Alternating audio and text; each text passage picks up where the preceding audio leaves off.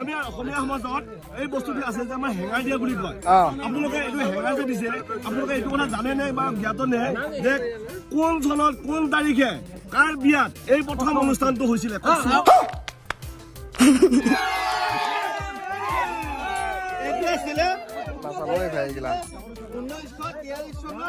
আহোম স্বৰ্গদেউ ৰুদ্ৰসিংহৰ দিনত এই প্ৰথাটো আৰম্ভ হৈছিলে।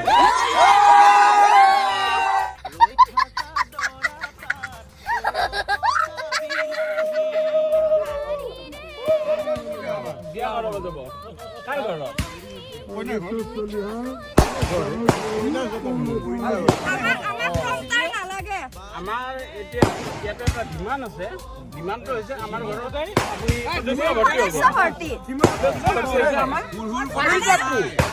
আমাক 4টা দুই দিলে হৈ যাব 22 টকা। কিমান দুখ 22 টকা 4টা দুই দিলে হৈ যাব। আমাৰ সদস্য ভৰ্তি, আমাৰ চলিহা পৰিয়ালৰ এটা অংশ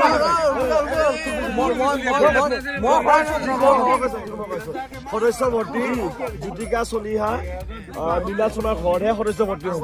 এওঁ ইয়াৰ লগত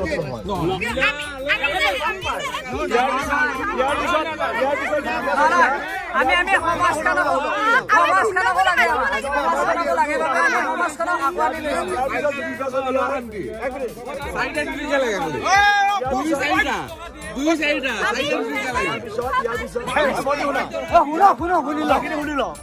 ইয়াৰ পিছত জ্যোতিকা চলিহাই চলিহা নিলিখিব, জ্যোতিকা দেৱী লিখিব।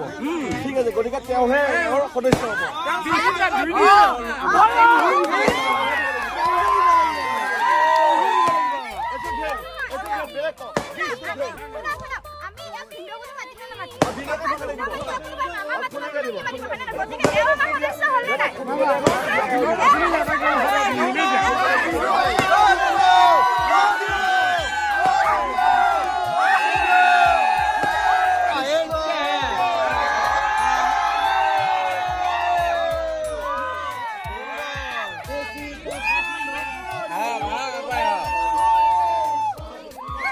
এটা কথা সুধিব খুজিছো, কাৰ নাতি কলৈ যোৱা দুভাগ ৰাতি কোনে দিলে মালাধাৰী কাৰ চোতালত দিবা ভৰি?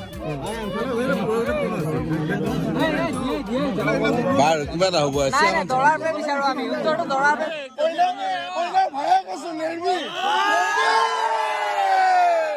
স্বৰ্গীয় লক্ষ্মীকান্ত শৰ্মা তেখেতৰ নাতি আৰু তাৰ পিছৰ প্ৰশ্নখিনি আছিল কি? কাৰ নাতি কলৈ যোৱা দুভাগ ৰাতি কাৰ চোতালত দিবা ভৰি কোনে দিলে মালাধাৰী?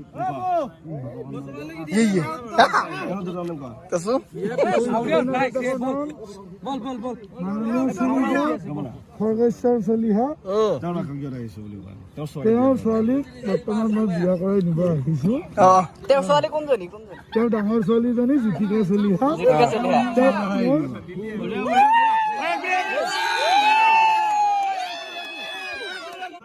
আমি অসমীয়া সমাজত এই বস্তুটো আছে যে আমাৰ হেঙাই দিয়া বুলি কয়।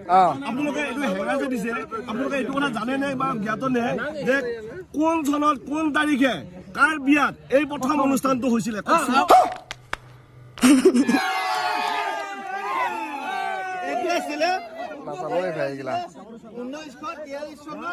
আহোম স্বৰ্গদেউ ৰুদ্ৰসিংহৰ দিনত এই প্ৰথাটো আৰম্ভ হৈছিলে।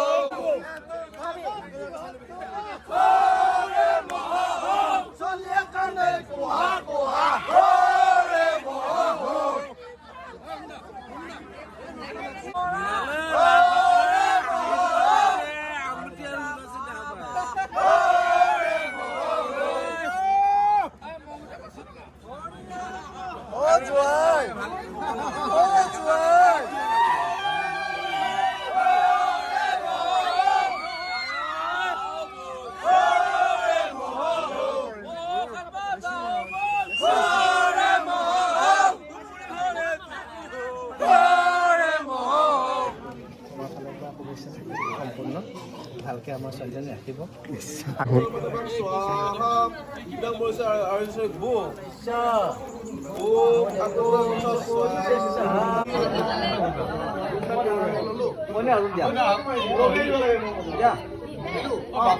সেইটোৰ পৰা আৰু অলপমান নিদিয়া আৰু বাদ দিয়া নাথাকবো বৰে মাখন তলত মাথানা দি অকণমান আঁতৰি ল'বা অৰ্জমান দেৱম অৰ্জমান দেৱম ভাৱনী মুঠি হা আৰু একবাৰ লোৱা ইয়ং নাজুকে লাজনা ভগৱান পিতা আইচল ৰেণ্টে মাভতে স্বাহা আৰু লোৱা ও ইমান লাজা নাপাবা অন্য সমিতি কাৰণ আত্মপমতি বংশ সমাদান সনতি অনুমতি দালিয়াজু স্বা দুখন হাজাৰী লৈ আহা কইনা 1000 ৰূপায় লৈ আহা তুমি দুখন আগে দি থৈ দিয়া আগে দি থৈ দিয়া নিৰুপলা অলপ কষ্ট হৈছে আৰু নেক্সট আৰু এটা ঘৰবাৰ কিনিব দিয়া সৰি এনে অলপ মোক উচ্চা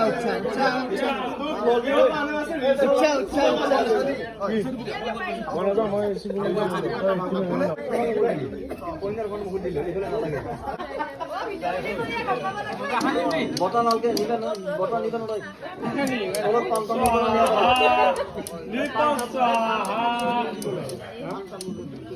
কাপোৰটো নললেও কথা নাই তামোল পাণ ল'ব লাগে